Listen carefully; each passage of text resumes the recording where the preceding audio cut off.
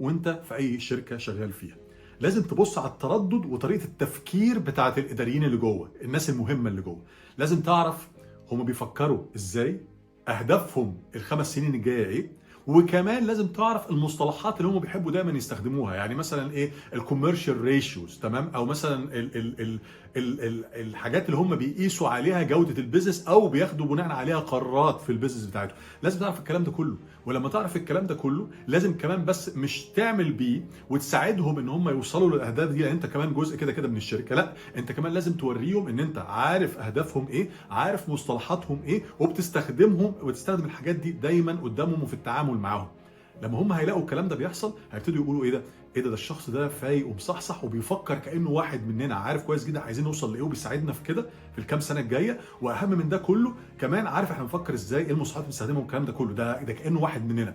وهيبتدوا يبصوا لك بصه